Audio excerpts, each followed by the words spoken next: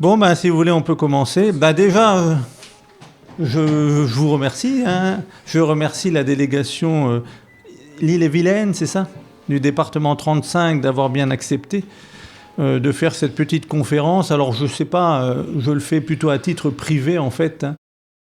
Voilà, en fait, donc, normalement, le titre de la conférence, c'est la culture, enjeu politique fondamental, américanisation culturelle ou culture populaire. Donc, c'est tout un programme. En fait, elle est en 3 parties. Une partie, la première, qui traitera, disons, de l'américanisation culturelle, qu'on peut définir aussi comme une colonisation culturelle. La deuxième partie concernera un certain nombre, disons, de choses qui ont été faites par des gouvernements en France depuis la Révolution française, allant dans le sens, disons, de favoriser une culture populaire de qualité. Et la dernière partie, ce seront, disons, des réflexions personnelles et d'autres personnes pour essayer de voir comment on pourrait essayer de travailler sur la culture, que ce soit à titre privé et dans le cadre d'un parti politique ou par le gouvernement, si tant est qu'un jour les personnes qui défendent nos idées soient au pouvoir. Alors, je vais commencer d'abord par la première partie. Et donc, je vais d'abord faire une remarque préliminaire très, très importante. C'est que dans cette première partie qui traite, disons, de l'américanisation culturelle, je vais citer des styles d'art, de musique, etc.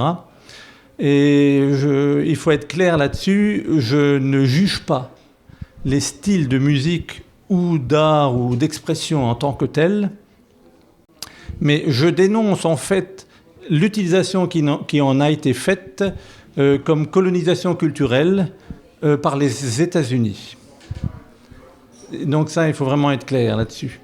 Alors il faut savoir que la colonisation culturelle, ça a toujours été la marque des empires, et que cette colonisation, en fait, a un double but. Instiller dans les esprits des peuples occupés une vision du monde, de la société, de l'homme, des valeurs qui sont celles du colonisateur. Et ça, c'est la première chose. Et la deuxième chose, c'est expurger, enlever de l'esprit, disons, des colonisés, toute valeur pouvant susciter une résistance à cette invasion. Le but ultime, si vous voulez, est de déraciner culturellement les peuples colonisés. Je sais que le terme colonisé était un peu fort, mais bon. D'imposer une culture totalement importée afin que les peuples colonisés soient conditionnés et exploitables économiquement. On assiste à un phénomène que les sociologues ont appelé acculturation, c'est-à-dire c'est un processus dans lequel un groupe, un pays par exemple, entre en contact avec la culture d'un autre pays, différente de la sienne, et l'assimile totalement ou en partie. Donc, pour ce qui nous concerne, c'est l'américanisation culturelle. Il faut savoir, mais je pense que c'est connu, que la France n'est pas le seul pays du monde à être touché par l'américanisation culturelle. On peut dire que pratiquement tous les pays dans le monde, sauf certains plus importants qui peut-être résistent. Et nous allons remonter, pour la France, à l'origine, disons, de cette américanisation culturelle. Et elle date, disons, de la Première Guerre mondiale, mais nous allons commencer dès 1944. C'est là que ça s'est vraiment fait. Et là, je vais parler d'un style de musique que je ne critique pas en tant que tel, qui s'appelle le jazz. Dès 1944, quand les troupes américaines ont libéré la France, l'américanisation a commencé et ça a été véhiculé par l'armée américaine même. Les bases américaines devenaient des véritables vitrines de ce qu'on appelle l'American Way of Life, le style de vie, et une radio en particulier qui s'appelle Voice of America, qui est audible sur tout le territoire français, diffuse de la musique américaine, à savoir le jazz. Un service spécial, si l'on peut dire culturel, attaché à l'armée américaine, qui s'appelle le Special Service, engage des jeunes musiciens français pour animer des bals militaires et pour qu'ils se produisent dans des clubs de jazz. Et il faut savoir que la majorité des professionnels, des chanteurs français de ces années-là, dans les années 50 et 60, passeront par l'école, entre guillemets, des bases américaines. Les services culturels de l'ambassade américaine effectuent, elles aussi, un travail très important de terrain qui va contribuer encore plus à diffuser la culture américaine.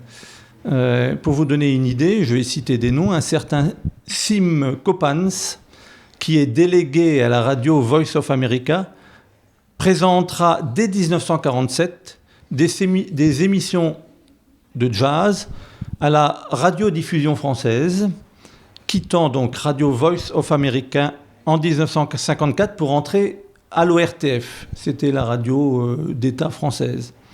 Et entre 1954 et 1962, ce monsieur donne, pour vous dire l'effort qui est entrepris, plus de 100 conférences dans au moins 78 villes en France sur l'histoire du jazz, la littérature et le folklore américain. Et à partir de 1958, un certain Frank Teno et un certain Daniel Filipacci, peut-être que vous le connaissez de nom, mais vous verrez, ça vous dira quelque chose. Ils sont animateurs d'une émission radio qui s'appelle Pour qui aime le jazz, pour ceux qui aiment le jazz, pardon.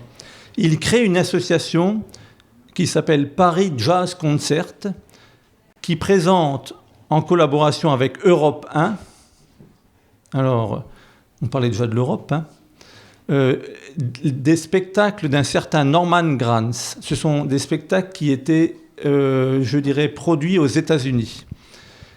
Ce sont des spectacles qui sont achetés clé en main aux États-Unis et qui sont reproduits directement en France. Donc en fait, on commence à faire exactement la même chose, le même genre de spectacle qu'il y a à la radio américaine. Et Europe numéro 1, inaugure un style radiophonique qui doit beaucoup à l'influence américaine et fait, disons, une large place au jazz, réussissant à imposer, ce qu'il n'y avait pas avant la guerre, 1 heure quotidienne de jazz pour les Français qui écoutent cette radio, avec la fameuse émission « Pour ceux qui aiment le jazz ». Et ça, c'est le début de l'américanisation culturelle. Il y a un deuxième style de musique qui a été créé aux États-Unis, qui s'appelle le rock'n'roll. Et ce fameux Daniel Filipacci, toujours le même, crée une émission, peut-être vous en avez entendu parler, qui s'appelle « Salut les copains », destinée aux adolescents, à ce qu'on appelle les teenagers, toujours sur Europe numéro 1. Et cette émission est inspirée toujours d'une émission américaine. En plus de ça, il va créer un magazine Salut les copains. C'est par cette émission et par ce magazine que des tas de chanteurs français fortement influencés par la musique américaine vont faire des carrières fulgurantes.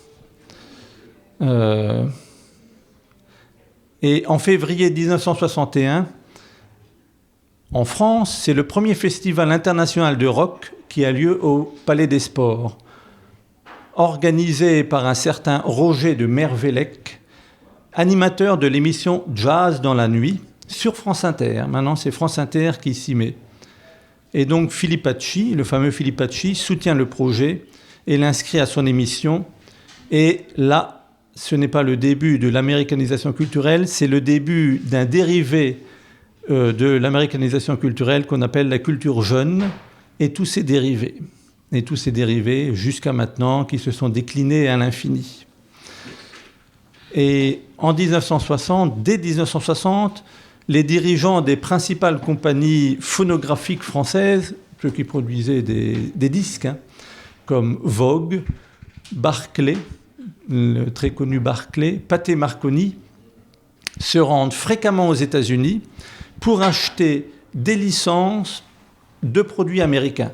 C'est pour ça que dans les années 50-60, c'est véritablement l'explosion, disons, de la musique, soit américaine, soit anglo-saxonne, soit française, je dirais, inspirée de la musique américaine, la reprise d'un certain nombre de standards de rock'n'roll, etc., qui ont été repris par tous les chanteurs des années 60, que je ne citerai pas, mais que tout le monde connaît, et dont certains sont morts il n'y a pas si longtemps que ça. D'ailleurs, des chanteurs français qui prenaient tous des noms américains. Alors, citons Johnny Hallyday, Dick Rivers, et j'en passe. Donc, depuis cette époque, on peut constater que la plupart des genres musicaux qui sont écoutés en France et dans les autres pays, ils proviennent tous des États-Unis et du monde anglo-saxon. Je ne vais pas les citer, tout le monde les a à l'esprit. Il y a d'autres moyens culturels, je dirais, pour instiller cette culture américaine. Le cinéma. Le cinéma américain, depuis longtemps, Hollywood en particulier, est un vecteur particulièrement efficace des valeurs états-uniennes. Par exemple, c'est une anecdote que j'ai réussi à trouver. Orson Welles, je ne sais pas si vous connaissez Orson Welles, le grand réalisateur. Je ne critique pas Orson Welles. Quoi qu'il en soit, il a raconté un cinéphile français qui s'appelait Toscan du Plantier qu'en 1945, ce fameux Orson Welles avait assisté à une réunion dans le bureau ovale avec le président américain. Alors, je n'ai pas pu savoir si c'était Roosevelt ou Truman, parce que je n'ai pas su exactement à quelle époque c'était. Quoi qu'il en soit, le président américain aurait dit à Orson Welles cette phrase: « L'industrie du cinéma en Europe est détruite, au sens physique du mot, et il ne faut pas qu'elle se reconstruise. » Voilà, où le président américain lui-même se fait le vecteur, non seulement, disons, comment dirais-je, de l'hégémonie américaine en termes stratégiques, militaires, mais aussi en termes culturels. Il y aura, le 28 mai 1946, les funestes accords Bloom-Burns, un accord qui a été signé par Léon Blum du côté français, pas la meilleure chose qu'il ait faite, ce pauvre Léon Blum. Cet accord stipule qu'en contrepartie de l'aide américaine du plan Marshall, par les fonds Marshall, seul un quota de 4 semaines dans l'année en France sera réservé au cinéma français. Les autres semaines, donc 52, c'est ça, moins 4, sont réputées libres, c'est-à-dire libres pour le cinéma américain. Voilà. Donc, depuis cette époque, l'invasion des films américains n'a pas cessé de s'amplifier, malgré, en France, faut-il l'avouer, une certaine résistance du cinéma français. La concentration économique de salles de cinéma au sein de grands groupes. Alors, je ne sais pas ce que vous avez comme grand groupe à Rennes, mais Gaumont, voilà. Dans l'Est, il y a ce qu'on appelle Kinépolis, qui diffuse toute l'année 90% de productions américaines, il suffit d'aller voir, à l'appui desquelles est proposé ce qui est très intelligent et très vicieux, tous les à côté de la culture du divertissement américaine. Donc on va voir un film américain, on va acheter des sodas, on va manger du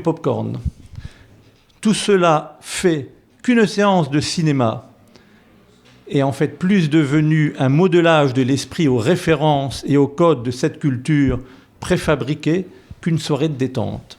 Je pense que tous avons vécu ce genre de soirée.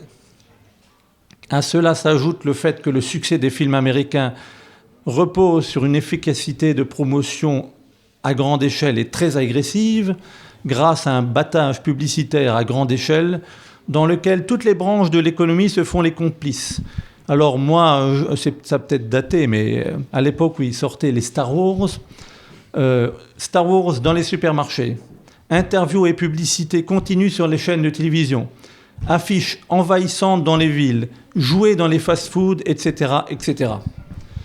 En fait, on se croirait dans un livre, si vous ne l'avez pas lu, je vous le conseille, qui s'appelle 1984 de George Orwell, qui montre comment on peut faire, une société, je dirais, où la propagande est reine. Et les images de tous les films ou livres d'anticipation deviennent réalité. Alors, il y a un autre domaine où l'américanisation aussi est entrée dans la vie des Français, c'est par la culture d'entreprise. Ça a commencé aussi dans les années 50-60. La psychologie de groupe et le management vont devenir, dans ces années-là, une composante essentielle de la bonne marche de l'entreprise. Donc, pendant la 4e République, entre 1946 et 1958, prend donc forme une nouvelle idéologie économique, directement inspirée du modèle américain. Un changement culturel important, touchant une très grande partie de la population française, en particulier les classes moyennes. Les classes moyennes qui seront, et dont les enfants des classes moyennes seront touchés par, la musique, comme le jazz et le rock'n'roll. Donc un changement culturel dont l'influence se fera sentir jusqu'à nos jours, bien au-delà du monde de l'entreprise. Et un autre vecteur, et maintenant c'est devenu carrément hégémonique, c'est qu'avec cette conception, du management, cette conception de la direction de l'économie à l'américaine, un vecteur qui va avec, c'est la langue. La langue pseudo-anglaise, qu'on appelle le globish, pour Global English, la langue des affaires, du business si vous préférez, la langue de la globalisation économique, à partir de ce moment-là, commence à envahir le paysage français et les esprits de nos compatriotes. Maintenant, langue d'enseignement hégémonique dans les écoles de commerce, on enseigne en anglais, pas en français, plus exactement en globish, pardon. Elle s'est répandue dans les entreprises et elle a été imposée au public par les agences de publicité. Je ne sais pas si vous avez l'occasion de voir à la télévision, depuis quelques années, de plus en plus de slogans publicitaires sur les chaînes ne sont même plus en français, ils sont en anglais. Avant, ils étaient traduits, maintenant, ils sont en anglais. Combien de slogans publicitaires en globish, de marques, de noms de produits, d'enseignes commerciales, même françaises, en autant d'actes de soumission au modèle économique dominant. Ce qui a fait dire au philosophe Michel Serres, je ne sais pas si vous le connaissez, alors il a dit cette phrase terrible, mais je ne sais pas, c'est peut-être passé inaperçu. Il y a plus d'inscriptions en anglais dans Paris de nos jours qu'il y en avait en allemand pendant l'occupation. J'ai fait un petit tour à Rennes, mais vous n'êtes pas trop victime de ça, j'ai vu à Rennes, mais j'ai vu tout de même des enseignes tout en anglais. Alors, après, il y a d'autres secteurs, je ne vais pas insister sur les secteurs, l'alimentation, les fast-foods ou les néfast-foods, dont les victimes, disons, de ce management sont les enfants et les parents qui suivent ce que font les enfants. L'informatique, les jeux vidéo, Internet, tout le vocabulaire de l'informatique est d'origine anglo-saxonne, ainsi que la plupart des produits. Donc j'ai dit les jeux vidéo. La danse populaire, je ne sais pas si vous allez en boîte, mais moi je n'y vais plus, mais à l'époque où j'allais en boîte quand j'étais jeune, ça me choquait tout de même un peu à l'époque. C'est que dans ce domaine-là, la danse populaire, je veux dire, pour s'amuser, l'hégémonie anglo-saxonne est totale. Pour ma part, alors je ne sais pas si c'est votre cas, je n'ai pas dansé durant toute mon adolescence et toute ma jeunesse une seule danse qui n'a pas été inventée dans le monde anglo-saxon. Musique qui viennent des États-Unis, d'Angleterre, etc. Alors les danses françaises ou d'autres pays d'Europe, ça n'existe plus. Encore quelques danses sud-américaines qui résistent, mais c'est tout. D'autres secteurs économiques, tout ce qui est la mode, les vêtements, les sacs, les chaussures, les parcs d'attractions, les bandes dessinées. C'était un secteur où, je dirais, la résistance culturelle, disons, de chez nous, française et belge, était importante, commence à faiblir, avec, depuis quelques années, je dirais, l'invasion des Marvel par le cinéma. Et il y a quelque chose que j'ai rajouté, parce qu'à l'époque, je n'y avais pas pensé, ce sont les séries télévisées. J'ai eu l'occasion de voir les bouquets des chaînes, tout ça. Une chaîne en particulier qui s'appelle Netflix. Des saisons à n'en plus finir. Vous savez, quand il y a des séries, vous avez la saison 1, la saison 2, la saison 3, la saison 4, les 10 saisons de Friends, par exemple. Créant en fait une accoutumance, une addiction, des séries qui sont diffusées dans les foyers et les esprits en continu, 7 jours sur 7, 24 heures sur 24, des sociétés de production qui produisent en fait des produits culturels comme on produit des produits industriels. C'est donc de l'industrie culturelle. Et il faut savoir que c'est de l'industrie culturelle et que ce sont des choses qui sont fabriquées. Comme on fabrique, je ne sais pas, une tablette de chocolat ou une voiture. Donc tout ce que nous venons d'évoquer là, ça compose une culture de masse totalement fabriquée, comme je l'ai dit, par ce qu'on appelle donc les industries culturelles. Alors j'ai labels musicaux, maisons de production, de cinéma, de dessins animés, sociétés de jeux vidéo, chaînes de télévision, parcs d'attractions, chaînes de télévision, chaînes d'alimentation rapide, les fast-foods, etc., qui travaillent en plus main dans la main. Vous avez des McDonald's dans les parcs d'attractions. Les McDonald's font de la publicité pour le Seigneur des Anneaux. Vous regardez au cinéma de la publicité pour Coca-Cola. Enfin, elles agissent tous ensemble. Elles ont poussé toutes ces sociétés d'industrie culturelle, elles ont poussé à la perfection la conquête et le contrôle d'un vaste marché par la manipulation des esprits. C'est véritablement la manipulation des esprits. En fait, ces fameuses industries culturelles, elles fabriquent des modes de vie, des rêves si vous préférez, et les vendent clé en main aux individus. Elles standardisent, le mot est important, les existences par le biais de concepts marketing, comme toute industrie qui produit des biens de consommation. Quand on vous vend des voitures, on vous vend de la virilité ou du rêve. Mais là, c'est la même chose. Le marketing est depuis donc bien longtemps un instrument de contrôle social pour pouvoir vendre. En effet, le consommateur est standardisé dans ses comportements. On formate, si l'on peut dire, on formate le consommateur et on fabrique artificiellement des désirs. Quand vous regardez une série, Game of Thrones, par exemple, vous avez envie de voir les prochaines saisons. Fabrication artificielle de désirs. Donc, ces industries culturelles, en termes psychiques, ont des conséquences néfastes. Elles contribuent petit à petit à priver les êtres humains de leur individualité. Elles engendrent des masses d'êtres humains en mal d'être et de devenir privés d'avenir, puisque c'est le plaisir immédiat, des êtres humains au comportement moutonnier, ils suivent, fixés dans l'immédiateté, comme je disais, incapables de se projeter dans le futur et totalement déracinés de leur passé. Cette homogénéisation de masse des comportements, des plaisirs et des désirs par les industries culturelles est ce qu'un certain Bernard Stiegler a appelé une hypersynchronisation. Et ça conduit à la perte de ce qu'on appelle l'individuation. L'individuation, c'est ce qui fait notre personnalité, c'est ce qui nous distingue des autres individus. Et bien, quand on perd son individuation, on est assimilé à un groupe. Ce sont les effets de mode. En effet, l'individu se fonde dans la masse. Ce système des industries culturelles, ce qu'il fait en termes culturels, c'est qu'il substitue les conditionnements des hypermasses. On fait partie d'une hypermasse de tous ceux qui vont voir tel film, à l'expérience sensible et individuelle de l'art que l'on va voir.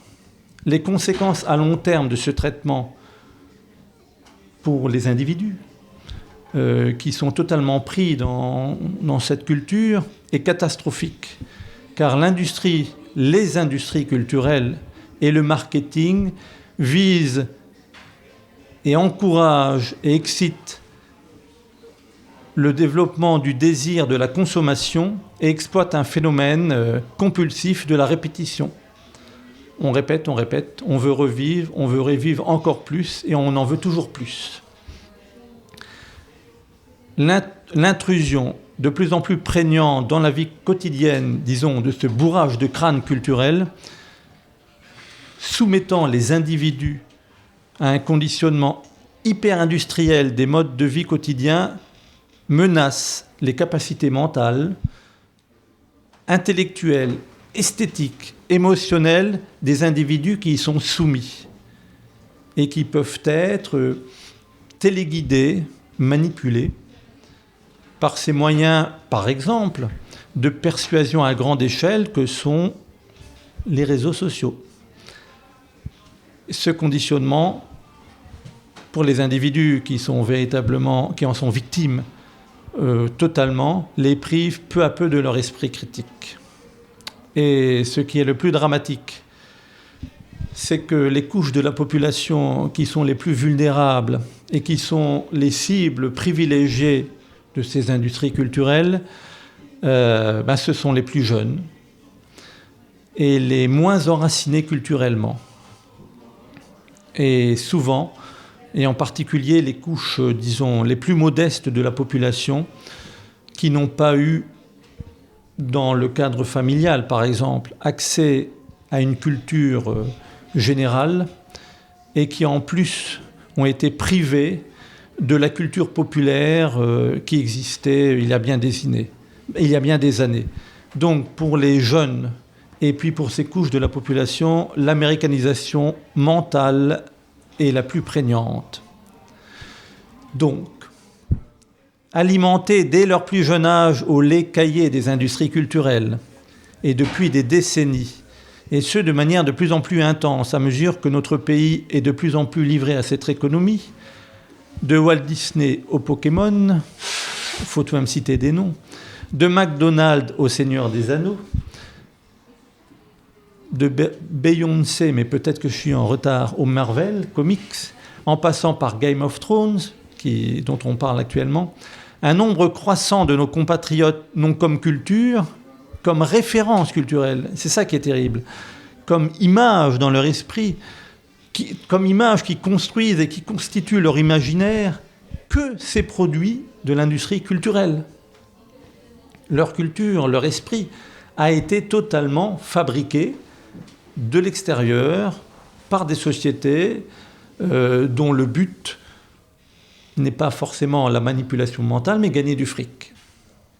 La culture populaire, qui s'était construite de génération en génération, en France, mais dans les autres pays, a été petit à petit éliminée, bien qu'il y a tout de même des résistances. Mais globalement, elle a été éliminée, considérée comme, utilisons un terme globish, has-been, vieillot. Et le bagage culturel que devrait, je pense, avoir en lui tout citoyen, littérature, histoire, musique, peinture, histoire des idées, politique, etc., réduit à une portion congrue, quand il n'est pas quasiment existant. Voilà, ça, c'est sur les industries culturelles. C'est pas très réjouissant, hein, mais c'est une réalité, hein. Alors maintenant, nous allons passer à quelque chose de plus réjouissant. Ouais. On pose des questions autant qu'on veut. Hein. Mais est-ce qu'on fera une session questions et discussions à la fin? C'est mieux. C'est mieux. Ah oui, toutes les questions. À la fin, il n'y a pas de problème. Pas de problème. Alors, bon, là, on a vu l'aspect négatif. Hein. Parfois, on peut se demander comment on va pouvoir lutter contre ça. On peut... ça paraît tellement énorme, et c'est énorme, effectivement. Hein. Mais il est bon, disons, de puiser son courage dans ce qui a été fait dans le passé. Non pas forcément qu'il faut faire la même chose, mais des gens ont fait des choses admirables et dans notre pays. Donc des dirigeants politiques de tout bord, disons, ont tenté, ont réussi à donner au peuple, hein, puisque l'important c'est culture populaire, accès au meilleur de la culture conçue comme source d'émancipation du citoyen. Alors, on va commencer en 1789, je ne suis pas allé plus loin, hein, pendant la Révolution française. On peut dire que c'est vraiment pendant la Révolution française qu'on assiste à la naissance de la démocratisation de la culture. Le 14 juillet 1790, fête de la Fédération. Le 10 août 1793, ouverture du musée du Louvre. Ah oui, le musée du Louvre, ça date de cette époque-là. Décembre 1793, le comité révolutionnaire affirme les théâtres, les fêtes font partie de l'instruction publique, pas uniquement, disons, du divertissement. Et il faut savoir... Et si je vais choisir ce personnage, ce n'est pas parce qu'il est lorrain, mais c'est parce qu'il est important. Un personnage incarne en particulier, disons, ce qui a été fait pendant la Révolution française au niveau de l'instruction et de la culture, c'est l'abbé Grégoire. Je ne sais pas si vous connaissez l'abbé Grégoire. Pour l'abbé Grégoire, c'est simple, le seul souverain, ce n'est plus le roi, c'est le peuple. La culture, dans son acception la plus étendue, doit donc être restituée au peuple. Grégoire a voulu rendre au peuple son histoire, car pour Grégoire, pour lui, tous les biens de l'esprit, quels qu'ils soient, ont toujours été la propriété du peuple, parce qu'ils sont tout simplement son œuvre. Et Grégoire, l'abbé Grégoire, visait un objectif éducatif, car il était l'un des plus actifs membres d'un comité révolutionnaire qui était peut-être le comité que je préfère, le comité d'instruction publique. Alors il disait quelque chose, une phrase très importante. Voilà, je vais citer la phrase. « Citoyens, acquérez des lumières, répandez-les autour de vous. Vous remplirez mal vos devoirs si vous ne les connaissez pas. C'est l'ignorance du peuple qui facilite les moyens de l'égarer. C'est elle, donc cette ignorance, qui lui donne cette mobilité de caractère qui parcourt rapidement les extrêmes et qui passe sans raison de l'amour à la haine. Un peuple ignorant ne sera jamais un peuple libre ou ne le sera pas longtemps. » Donc, Grégoire et ses amis, pour eux, la culture, ce n'était pas quelque chose en plus, c'était fondamental pour former des citoyens. Il avait compris combien l'instruction, l'éducation, la culture étaient nécessaires à la sauvegarde de la liberté politique. Et c'est pour ça que Grégoire, il fit plein de choses, il fit des rapports, des décrets pour sauvegarder le patrimoine. La notion de patrimoine national date de cette époque, avant Stéphane Bern, évidemment. Ouais, mais ça date de cette époque, hein. Patrimoine national.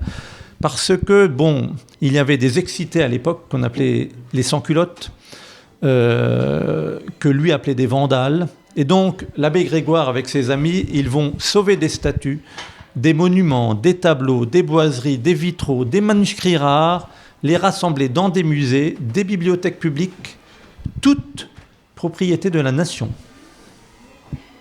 Grégoire fit encore une autre chose qui, je pense, devrait plaire à un certain François. Grégoire déploya aussi toute son énergie dans une grande politique d'universalisation de la langue française, car en 1789, et ça on l'a peut-être oublié, plus de la moitié de la population française parlait des patois, des idiomes locaux, mais pas le français. Voilà, ça la première période. Il y a eu une deuxième période faste dans notre pays, juin 1936, le Front populaire. Vous voyez, c'est la gauche là. Le Front populaire gagne les élections. Un vent d'espoir souffle sur la France. Dans cet immense bouillonnement populaire, on crée, on invente, on construit. Quelque chose de nouveau a été pensé. L'art et la science, qui font partie de la culture, doivent être donnés au peuple, au même plan que l'amélioration des conditions de vie. Il y a eu effectivement tout ce qu'on connaît et qu'on veut détricoter, hein. Semaine de 40 heures, les congés payés, etc., qui a été, il ne faut pas l'oublier, acquise après des luttes sociales et politiques nombreuses. Hein. Ce n'est pas tombé du ciel. Il faut toujours s'en souvenir, surtout dans notre travail, disons, quotidien politique. Donc, à l'époque, en 1936, le gouvernement, des intellectuels, des artistes, vont alors œuvrer pour apporter cette embellie culturelle au peuple. Et le gouvernement va accomplir des miracles. Et c'est d'autant plus miraculeux que le premier gouvernement de Léon Blum, hein, président du Conseil, a duré 1 an. C'était pas long. Hein. Et 2 hommes en particulier, si vous pouvez retenir les noms, Jean Zay, le ministre de l'Éducation nationale, et Léo Lagrange, le secrétaire d'État à l'Organisation des loisirs et des sports, vont être les chevilles ouvrières de cette embellie culturelle. Donc, pour la première fois, des millions de Français vont pouvoir partir en vacances. Donc, les 2 semaines de congés payés et la semaine de 40 heures. À l'époque, on ne disait pas le week-end, on disait la semaine des 2 dimanches. C'était tout de même plus beau. Donc, les Français ont plus de temps libre. Mais en fait, cela ouvre des perspectives, mais cela pose un problème. C'est vrai. Qu'est-ce que les Français, en l'occurrence, vont faire de ce temps libre ? Hein, c'est une question que se sont posées les gens du Front populaire. Léo Lagrange a dit « La passivité croissante de la vie quotidienne, l'augmentation des heures de loisirs, inemployées ou mal employées, sont de nature à provoquer une nette dégénérescence de l'être humain. Loisirs sportifs, loisirs culturels, tels sont les 2 aspects complémentaires d'un même besoin social, la conquête de la dignité, la recherche du bonheur. » Alors, les initiatives vont fleurir à cette époque-là. Grâce à une taxe sur la radio, le gouvernement peut enfin subventionner les théâtres de province et les théâtres indépendants. Par exemple, pour la saison 1936-37 de l'Opéra de Paris, 10 000 places sont retenues par les associations syndicales et culturelles de la fonction publique, de la Banque de France, des usines Renault, des grands magasins. Des ouvriers, des employés vont enfin pouvoir aller à l'opéra. La radio, il n'y avait pas de télévision, la radio est mise au service de la diffusion culturelle, notamment par le théâtre radiophonique et la radio scolaire. Le cinéma est aidé. On crée le Grand Prix du cinéma français. Le statut de l'auteur de film est amélioré. Je ne sais pas si vous connaissez le cinéma, mais si un jour vous vous y intéressez, le cinéma français en particulier, la période d'avant-guerre est une période faste pour le cinéma français. Il y a des cinéastes de grand talent, Jean Renoir, le fils du peintre, Marcel Carné, Alain Duvivier et des scénaristes de renom comme Jacques Prévert. Vous connaissez Jacques Prévert ? C'est aussi l'époque où le gouvernement crée les Nocturnes du Louvre pour la première fois, donc le mardi, les ouvriers vont pouvoir visiter le Louvre après leur travail, ce qu'ils ne pouvaient pas faire avant. On ouvre aussi plusieurs nouveaux musées dans le sillage de l'exposition universelle de 1937. Des musées qui existent encore maintenant. Le Palais de la Découverte à Paris, les 2 musées d'art moderne au quai de Tokyo, le musée des travaux publics, je ne connais pas celui-ci, le musée des monuments français, le musée de l'homme, le musée de la marine, au Palais de Chaillot, le musée des arts et traditions populaires. Si vous n'y êtes pas allé, je vous conseille d'y aller, ils sont toujours très bien. Il y a des efforts qui sont aussi entrepris dans le domaine musical, mais surtout, une chose, et si on étudie le Front populaire, ce que j'ai fait, on le remarque, 1936-37 est une époque où en France, on chantait. Tout le monde chantait. C'était un signe de joie. L'épanouissement choral est encouragé. Spontané, dans une ambiance de fête. On chantait déjà dans les usines pendant les grèves, 2 500 000 grévistes. On chante autour du feu, en plein air, dans les fêtes populaires, dans les réunions politiques. Des centaines de chorales se créent dans toute la France. On chante aussi dans les auberges de jeunesse. Ça, c'est Léo Lagrange. C'est lui qui a encouragé le développement des auberges de jeunesse pour que les jeunes se rencontrent, les jeunes des différents pays d'Europe, mais ce n'est pas l'Union européenne, où les jeunes, donc dans ces auberges de jeunesse, apprennent la vie, où ils rencontrent leurs semblables venant d'autres pays. Et la jeunesse, c'est ça qui est important. La jeunesse est l'objet de toutes les attentions du gouvernement du Front populaire, et en particulier de Léo Lagrange et de Jean Zay.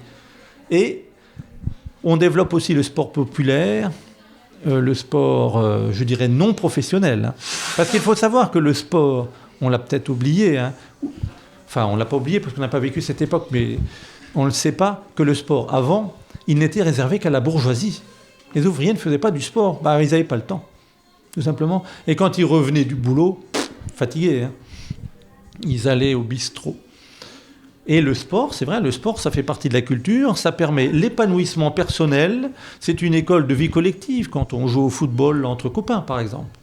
Mais par contre, ils ont lutté, à cette époque-là, hein, contre le sport professionnel. Hein. Cela a duré 1 an. On en garde encore des bienfaits, mais la chute du gouvernement du Front populaire, puis la défaite de 1940, mit fin à cet immense effort de démocratisation culturelle. Mais, comme disait une certaine personne, je vais un peu modifier, mais la flamme de cet esprit, donc de cet esprit de démocratisation culturelle, allait continuer de briller, et c'est ça qui est le plus étonnant au sein de la résistance. Donc vous voyez qu'il y a une continuité dans l'histoire de France. On peut dire, dans une certaine mesure, que nous, on s'inscrit, enfin au moins à titre individuel, collectif, dans cette continuité. Donc des résistants, dont, en grande partie issus donc, du Front populaire, au sein des mouvements clandestins, élaborent des réformes pour la libération. Et pas que des réformes économiques, mais aussi des réformes pour la diffusion de la culture. Et il y a un groupe en particulier qui s'appelle le groupe d'Uriage, dont les membres se réunissaient dans un repère discret appelé la Thébaïde, près d'un village du Vercors, songé à l'après-guerre. Ils entendaient partager la culture parce que c'était consolider le rempart, préserver ces valeurs pour lesquelles ils combattaient, pour atteindre à l'inaccessible idéal d'unité, de liberté, de justice et d'amour, de vérité et de beauté. Et ils fondaient en 1943 un mouvement clandestin, Peuple et Culture, qui sera dès 1945 la première association française d'éducation populaire et de formation d'animateurs. Ça a été pensé pendant les années noires, alors que peut-être que le lendemain, ils ne savaient pas s'ils allaient survivre. C'est particulièrement... je suis en admiration devant ça. Et donc la nécessité sociale de la démocratisation de la culture sera au cœur du programme du Conseil national de la résistance. Et il est inscrit, donc, que tout le monde peut trouver, le Conseil national de la résistance, que la République, qu'est-ce qu'on retrouvera la République, devra permettre la possibilité effective pour tous les enfants français de bénéficier de l'instruction et d'accéder à la culture la plus développée, quelle que soit la situation de fortune de leurs parents. Donc, le premier régime politique qui va, disons, vraiment garantir constitutionnellement cet accès à la culture, ce sera la 4ème République. Parce que dans le préambule de la Constitution de la 4ème République de 1946, disons, la République doit garantir l'égal accès de l'enfant et de l'adulte à l'instruction, à la formation professionnelle et à la culture. Donc, dans notre Constitution, ce droit est inscrit. Si on nous le refuse, si on nous l'enlève, c'est une attaque contre notre Constitution. Après-guerre, une personne qui avait participé à ce groupe de la Thébaïde, une résistante, fut nommée sous-directrice des spectacles et de la musique. Ils allaient pouvoir appliquer ce pourquoi ils s'étaient battus et avaient risqué leur vie, en fait. Et une des mesures phares, ça c'est une personne aussi qu'il faut connaître. Parmi les différentes mesures qui vont être prises, elle confia à un homme d'exception, retenez le nom, Jean Vilar, les reines d'un théâtre populaire couvrant Paris et les faubourgs. Ce fut le Théâtre National Populaire, le TNP, qui, dans l'esprit de Jean Vilar, était un service public. Et en 1947, il va créer un festival bien connu, le Festival d'Avignon. Alors, le cas du théâtre populaire, c'est très important. Le théâtre populaire, en fait, si vous voulez, a 2000 ans d'âge. Le théâtre populaire a commencé avec le théâtre grec, le théâtre de Sophocle, d'Échille, d'Aristophane, etc. Et Jean Vilar s'était donné comme mission quasiment sacrée pour lui, d'offrir le théâtre populaire au peuple.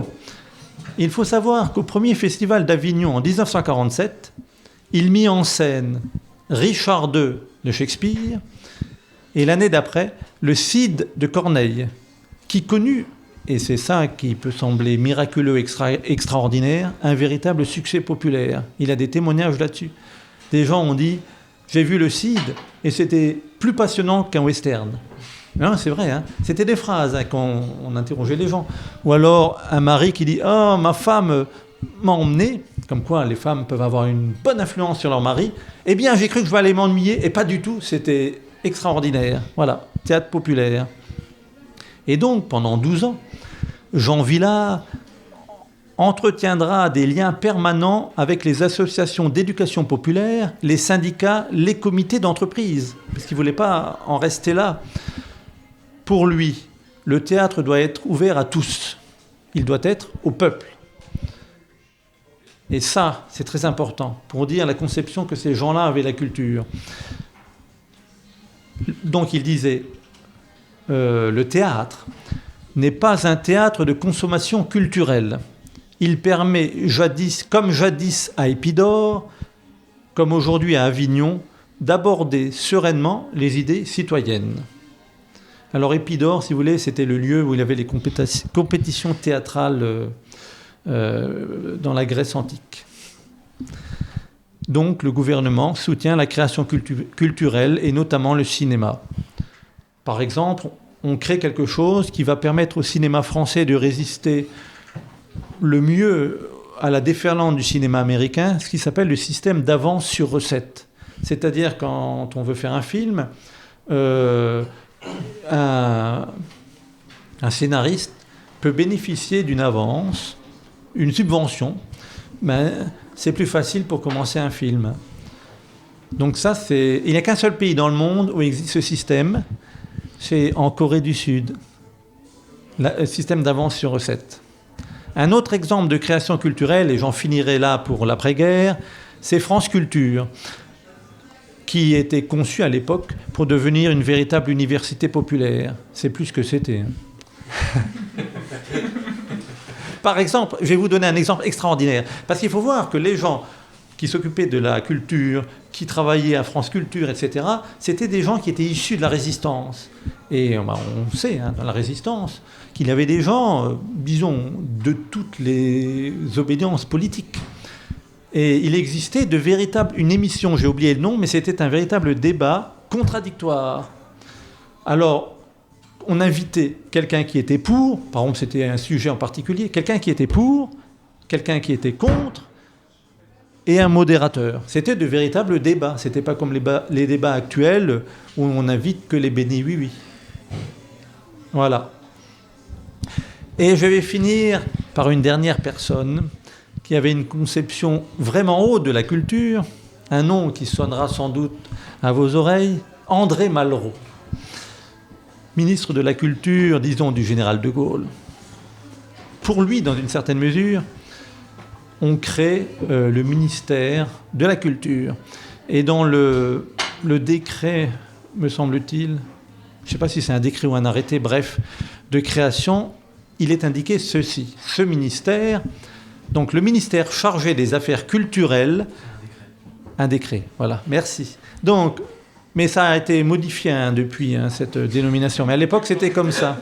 Le ministère chargé des affaires culturelles a pour mission de rendre accessibles les œuvres capitales de l'humanité, et d'abord de la France, au plus grand nombre possible de Français, d'assurer la plus vaste audience à notre patrimoine culturel et de favoriser la création des œuvres de l'art et de l'esprit qui l'enrichissent. Tout est dit. Tout est dit. Alors, Malraux disait souvent: la culture ne s'hérite pas, elle se conquiert, esprit combatif.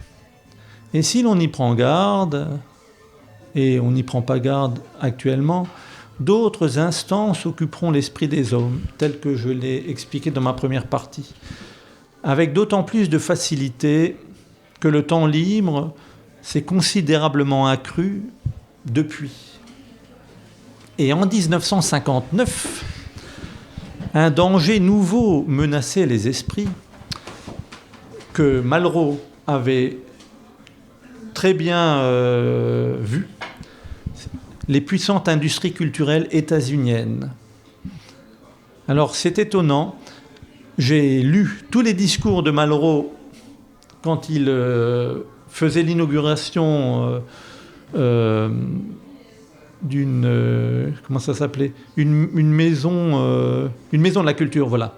Et il avait eu des créations de la maison de la culture et il faisait en général toujours le même discours. Et à un moment, il parlait des industries culturelles.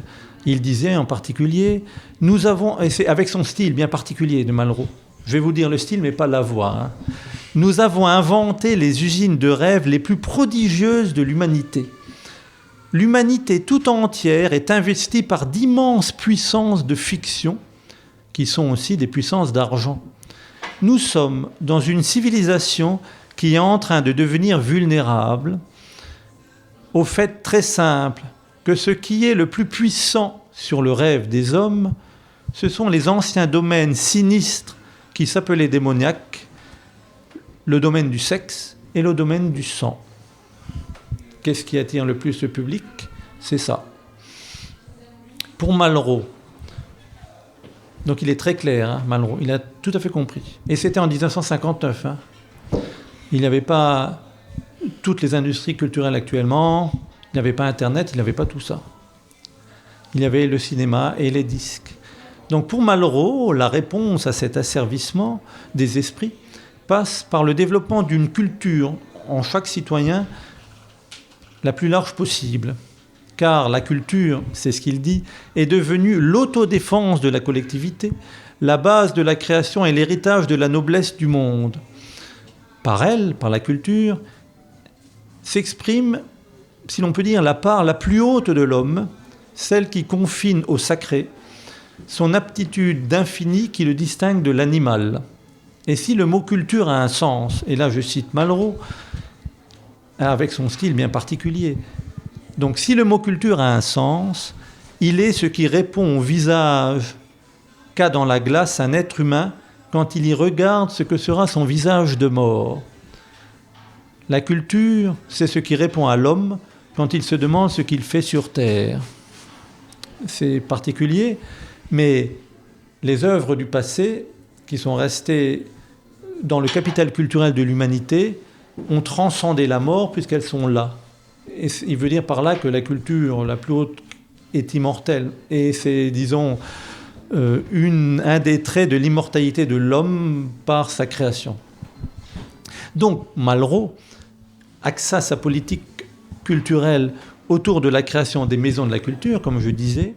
C'était des hauts lieux de l'action culturelle qui devaient permettre la rencontre directe entre la culture et ceux qui veulent y participer. Et ces maisons avaient une action multidisciplinaire, théâtre, danse, opéra, musique, etc., etc.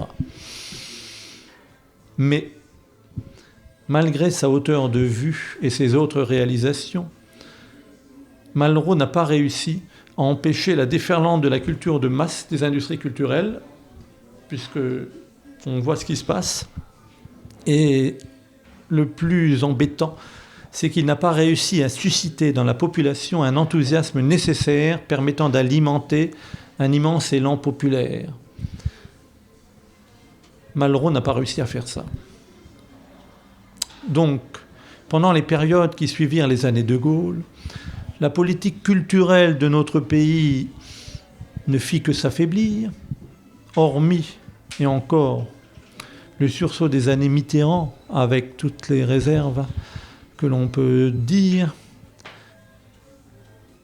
qui a vu en fait, disons, une accélération de la démocratisation culturelle, mais sans la hauteur de vue de ses prédécesseurs. Donc, les admirables réalisations de l'après-guerre, celles que je vous ai citées, comme France Musique, par exemple, furent dévoyées par un esprit marchand. C'est la même chose des musées, quand elles ne sont pas tout simplement démantelées. Et qu'est-ce que la culture est devenue de nos jours ? À cause du pouvoir grandissant des industries culturelles et de l'idéologie marchande, libérale, qui envahit tout, et surtout de la soumission de nos responsables politiques comme de nos élites à cet ordre, la culture, c'est devenu une marchandise, un produit de consommation. Donc, la culture, c'est tout de même autre chose que ça. Et je vais passer à la troisième partie, qui, j'espère, sera un peu plus optimiste, bien que ce qu'on a vu là, avec nos grands devanciers, on voit qu'il y a des grandes choses qui ont été faites en France. Donc, maintenant, il faut se demander, et maintenant ? Nous avons vu la stratégie utilisée donc, depuis 70 ans par les industries culturelles et les gouvernements qui s'en servent. Nous avons vu les différentes politiques culturelles ayant eu des succès plus ou moins grands que notre pays a appliqués, au-delà des partis, des régimes, des couleurs politiques. Et d'ailleurs, vous voyez qu'il y a une continuation dans la politique culturelle française. Et c'était des gens de bords tout à fait différents. Donc, nous devons nous inspirer de l'exemple de ces gens-là en adaptant à notre époque le meilleur des mesures qu'ils avaient prises et en inventant de nouvelles. Évidemment, dans un cadre politique, là je parle dans un cadre, disons, politique, ce n'est pas par la culture seule qu'on assurera l'indépendance et le développement de notre pays. Mais l'acquisition, pour chacun, disons, d'une solide culture émancipatrice, de celle qui assoit tout à la fois ce que disait Schiller, l'identité de patriote de son pays et de citoyen du monde, permet de trouver cette assise en soi-même les ressources morales pour agir en vue de sauvegarder l'indépendance et d'assurer le développement de notre pays. Souvenez-vous de la phrase que j'avais dite de l'abbé Grégoire. Un peuple qui n'a pas d'éducation, de mémoire, ne sera pas un peuple libre ou ne le restera pas longtemps. Donc, le Front populaire avait mis l'emphase sur la culture populaire, mais en oubliant la défense contre l'ennemi commun, les industries culturelles et, je dirais, cette oligarchie qui est derrière. Malraux et Charles de Gaulle avaient une conscience aiguë, eux, parce que je l'ai lu, de l'offensive de la culture de masse, mais le problème de Malraux et de Gaulle aussi, dans une certaine mesure, c'est qu'ils ne se sont pas suffisamment souciés d'associer le peuple à la démocratisation de la culture. Quant à l'abbé Grégoire et à ses amis, ils n'ont pas pu endiguer la déferlante de cupidité et l'esprit mercantile qui ont gangréné l'esprit de la Révolution, puis les empires et les républiques qui suivirent. Cependant, ce qu'ils ont semé, toutes ces personnes-là, l'esprit qui les a animés par ces sortes de voix mystérieuses et profondes qui irriguent l'histoire de chaque peuple, ce qu'ils ont semé, tout ça, ça vit dans l'âme même de notre pays, en réalité dans les âmes de chaque Français et se réveille à chaque sursaut de notre nation. On peut dire, dans une certaine mesure, que un peu de cet esprit que j'ai développé s'est réveillé dans le mouvement des Gilets jaunes. C'est toute une tradition du génie de notre peuple qui s'est réveillée là, sans que ces gens le savent forcément, consciemment. Donc, je ne vais pas dresser un inventaire à la Prévert des mesures qu'il faudrait prendre, mais je voudrais apporter quelques éléments pour la discussion et pour la réflexion future. Alors, avant tout, je pense qu'il est important de préciser que toute politique culturelle n'est pas une politique en soi. Une politique culturelle n'a de sens que si elle est comprise dans une politique d'ensemble, économique, sociale, militaire, etc. La politique culturelle est un élément de la politique d'une nation. Comme la culture est un élément de l'identité ou de la vie d'une personne. Il n'y a pas que ça. Mais c'est important et on ne peut pas ne pas l'avoir. Et donc, tel qu'il est dit dans la Constitution, il faut considérer d'abord la culture comme un droit, comme la santé. Et je pense qu'il serait nécessaire de susciter un grand débat public à ce sujet dans notre pays, afin d'élever à la hauteur nécessaire cet enjeu crucial. Il faut retrouver en fait l'esprit de notre Constitution et essayer de bannir autant que faire se peut cette conception marchande d'un vulgaire bien de consommation. Préciser aussi, et ça c'est important quand on discute avec les personnes, que la culture, ce n'est pas seulement un droit qu'il faut défendre, mais que la culture est l'un des champs de bataille d'une lutte dans les esprits entre deux conceptions irréconciliables de l'homme. Une première conception, disons celle de l'oligarchie pour simplifier, l'homme consommateur bélant et exploitable, mu uniquement par ses instincts et ses appétits, que l'industrie, l'économie, etc. utilisent. Ou, deuxième conception, homme portant toute la noblesse du monde, capable d'amour pour ses semblables et possédant une aptitude secrète pour l'infini. Une lutte entre deux conceptions de la société qui en découle, disons, entre empire et nation, si vous voulez, pour simplifier. J'ajoute que dans le cadre d'un travail et de cette querelle sur la culture, si on pouvait la faire, et cela risque de faire grincer des dents, il faut tout de même essayer de faire prendre conscience aux Français avec le plus de doigté possible, et de preuves, et beaucoup de compassion, que leurs valeurs culturelles, à beaucoup de Français, que ce qu'ils aiment, en fait, sont le résultat d'une propagande de masse. Je sais que c'est difficile, sans méchanceté, mais il faut tout de même que les gens en aient conscience. Il risque d'y avoir des grincements de dents, mais je pense qu'il faut le faire. Et ne jamais oublier que les gens à qui on s'adresse, les jeunes en particulier, qui nous agacent avec leur musique tarée qu'ils écoutent, etc. En fait, ce ne sont que... Non, mais c'est un exemple. Ou alors qu'ils se comportent de manière irrationnelle. Ne jamais oublier que ces jeunes, ou les autres, ou nous parfois, dans certains cas, en fait, on est les victimes d'une machine d'asservissement. des machines puissantes, économiques. Donc, si on arrive à initier un grand mouvement culturel populaire dans le sens appartient au peuple, hein, pas dans le sens des populaires de l'Union soviétique. Hein. Quand on dit populaire, on parle du peuple. Comme disait celui qui a créé le théâtre du peuple à Bussan dans les Vosges, quand il entend peuple, il veut dire les éléments de toute une nation. Hein. Tous les éléments du peuple, c'est ça le peuple, c'est tout le monde.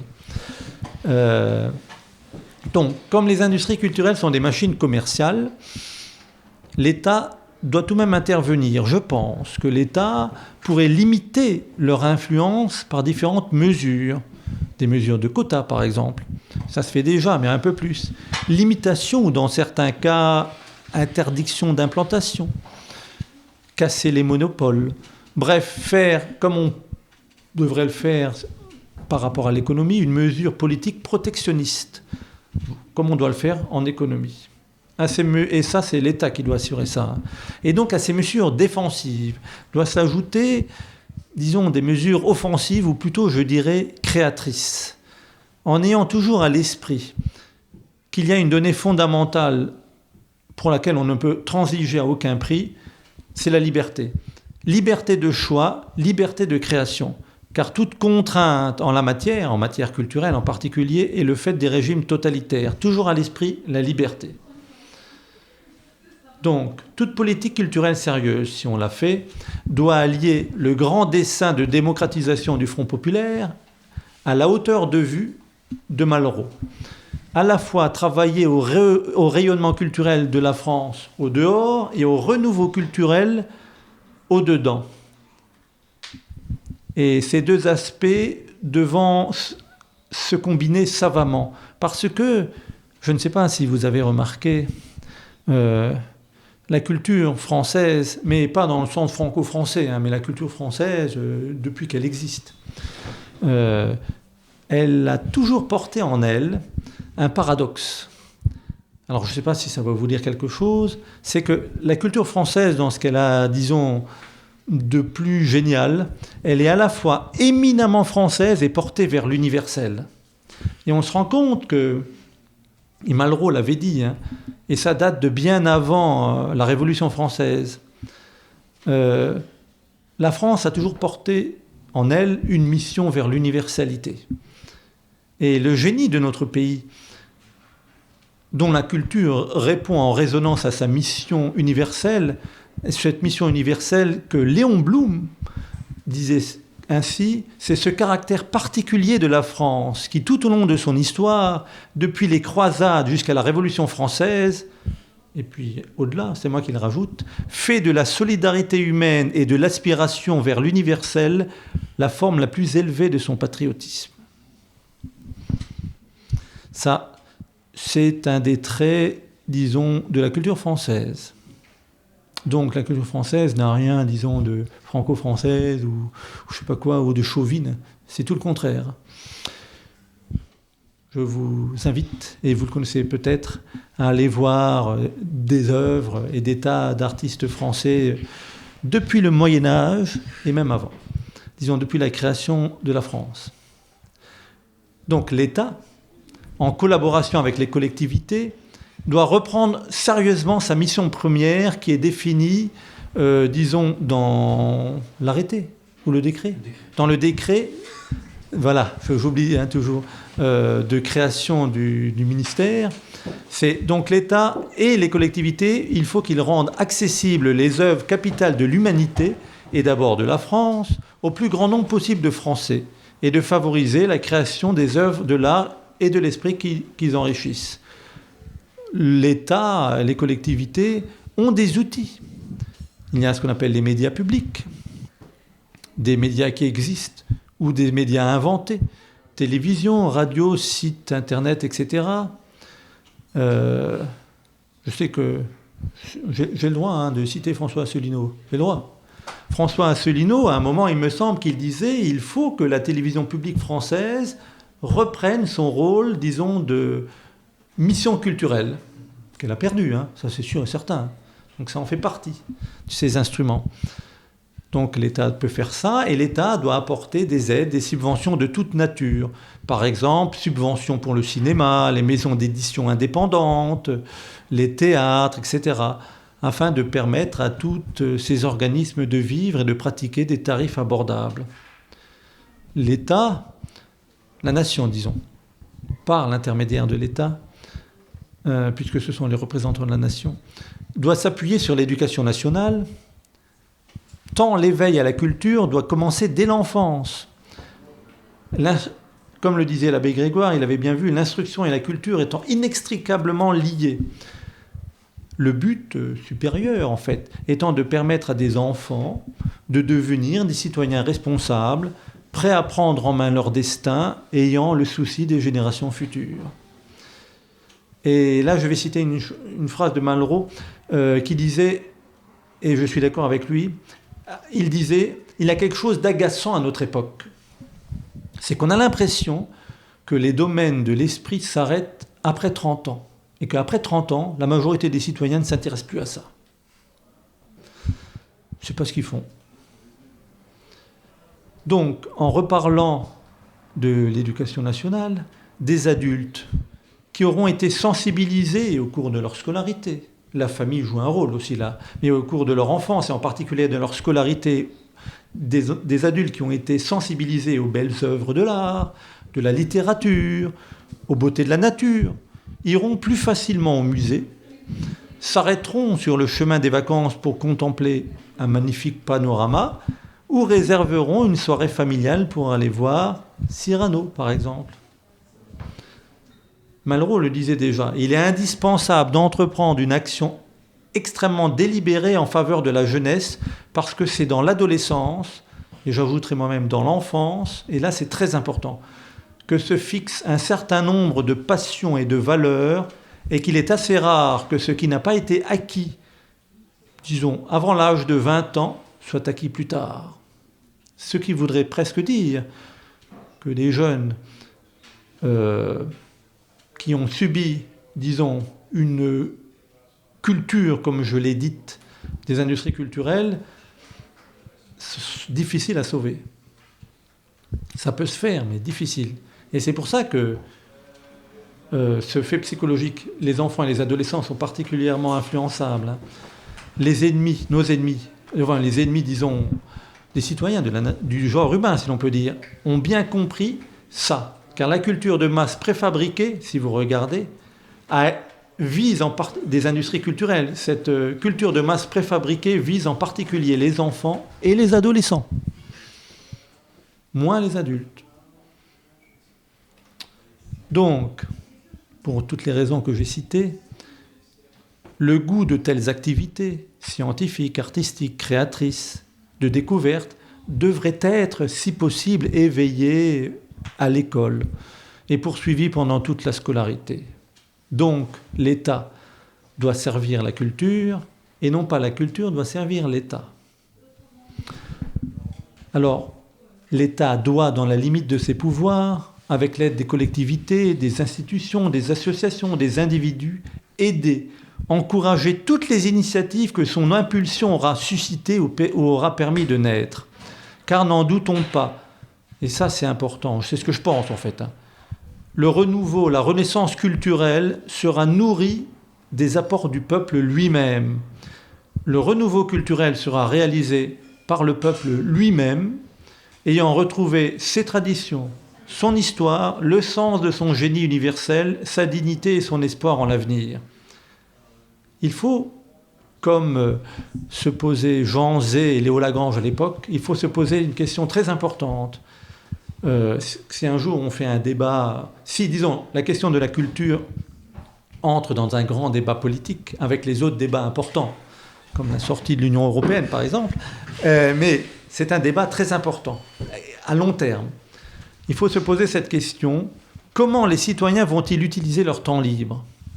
Vont-ils utiliser leur dimanche pour aller faire les magasins dans ces zones commerciales standardisées, en bons consommateurs béélants, ou vont-ils aller au musée ? Vont-ils passer leur soirée à regarder des séries à la télévision ? Ou vont-ils, par exemple, aller voir un concert ? C'est une question qu'il faut se poser. Une bonne politique culturelle doit donner envie aux gens de devenir acteurs de la culture. Elle doit donner envie aux citoyens, par exemple, de jouer d'un instrument de musique, de développer des loisirs scientifiques et de découverte, de chanter dans des chorales, etc., etc. Le peuple, donc.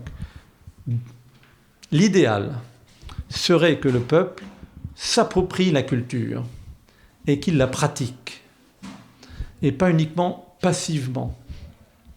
Par exemple, on peut imaginer dans l'avenir qu'une grande partie des comédiens de théâtre, des chanteurs de chorale, soient essentiellement des amateurs, car en fait, est amateur celui qui aime. Des amateurs aidés et guidés par des professionnels. Et il faut savoir que cette participation citoyenne à la culture est une idée vieille comme le monde.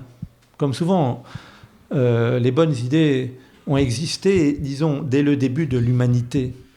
Et je vais vous donner pour preuve le théâtre grec, dont j'ai déjà parlé, dont les pièces étaient interprétées par les citoyens, il n'y avait pas d'acteurs professionnels. Ou, quelque chose qu'on a un peu oublié, les mystères du Moyen-Âge. Vous connaissez les mystères ? Tu connais ? Alors, c'est quelque chose, c'est donc chrétien, bien évidemment, qu'il faut connaître, parce qu'au Moyen-Âge, on jouait des pièces de théâtre qu'on appelait des mystères, qui racontaient les évangiles, la vie du Christ, etc., qui étaient joués sur une scène devant les cathédrales, et qui étaient interprétés par des gens de la ville. On appelait ça les mystères. C'est une chose qui s'est perdue. Et remarquez que tous ces spectacles, je dirais, théâtre grec, mystère du Moyen-Âge, théâtre populaire, hein, que ces spectacles, et ça c'est très important, avaient une portée qui allait bien au-delà du simple divertissement. Non pas que les divertissements soient mauvais, il en faut, mais en termes culturels, ces spectacles avaient une portée qui allait bien au-delà. Ces manifestations culturelles avaient un but, disons, pédagogique, d'édification autant que spirituelle, d'éducation morale autant qu'esthétique. Ces spectacles qui, ainsi que l'écrivait le poète allemand Friedrich Schiller à propos du théâtre, ces spectacles qui unissent la culture de l'esprit et du cœur au plus noble passe-temps. Ces œuvres, et il y en a des tonnes dans notre capitale culturelle, ces œuvres qui exaltent le sentiment d'infini, cet élément constitutif de la noblesse humaine. Et dans l'histoire, de nombreux artistes ont eu à cœur d'élever le peuple par l'art. Eschyle, Shakespeare, Rabelais, Jean-Sébastien Bach, Victor Hugo, Schiller, Beethoven, Marcel Pagnol, Akira Kurosawa, c'est un japonais, etc., etc. Le peuple dans toutes ses composantes. Car, regardez par exemple un exemple, le théâtre élisabétain, théâtre de Shakespeare. Au théâtre élisabétain se côtoyaient dans la même salle les puissants comme les humbles. La reine d'Angleterre et les croquants. Les opéras de Verdi, par exemple, étaient certes interprétés à la Scala de Milan, mais les airs des opéras de Verdi étaient chantés dans les cafés et les campagnes. Il faut savoir que Verdi, la musique de Verdi est devenue une musique patriotique qui a été utilisée dans le cadre de l'unification italienne. Et il faut savoir qu'en fait la culture, si l'on peut dire, est une pyramide où se superposent de multiples couches interconnectées et sans cesse enrichies. En bas, par exemple, quand je dis bas, c'est pas péjoratif, hein. La chanson populaire, les recettes des cuisines, tout ça, ça fait partie de la culture, le bricolage. En haut, les divertissements sérieux, les opéras, les pièces de théâtre, la musique savante. Et au sommet de cette pyramide, la conscience humaine et citoyenne. Car les savants, les poètes, sont les pionniers, les devanciers, les inventeurs, les inspirateurs de l'art et de la culture, les éclaireurs de la société des hommes. Et je vais de nouveau citer Hugo, parce qu'il n'a pas fait que des choses mauvaises, et c'est à dessein que je le dis. Dans un de ses poèmes dont j'ai oublié le nom, il disait ceci: « Le poète, en des jours impies, vient préparer des jours meilleurs. Il est l'homme des utopies, les pieds ici, la tête ailleurs. » Toute la pyramide culturelle a son importance, car elle constitue toute l'identité culturelle à la fois d'un individu et d'une nation. Car, en réalité, il est des spectacles qui ouvrent les âmes à la beauté et les cœurs à la bienveillance. La culture doit faire aimer l'homme et la nature, doit rapprocher les peuples et rassembler les Français. Alors que la culture de l'oligarchie, la culture préfabriquée, là, fragmente, divise, fabrique des communautés, elle est intrinsèquement communautariste. Vous avez la musique pour les banlieues, vous avez la musique pour les gothiques, par exemple, vous avez la musique pour les noirs, etc., la musique pour la classe moyenne, etc. La culture, non seulement des industries culturelles qui appartiennent à cette oligarchie, nous manipule, mais elle nous divise parce qu'elle fabrique artificiellement des catégories. Diviser pour régner, telle est la devise des empires. Alors que la culture, au contraire, devrait rassembler. Je vais vous raconter quelque chose, ça peut paraître amusant. Vous connaissez bien évidemment Louis de Funès. Ça fait partie de la culture. Et Louis de Funès disait que lui, il aimait faire des films qui étaient vus par toute la famille.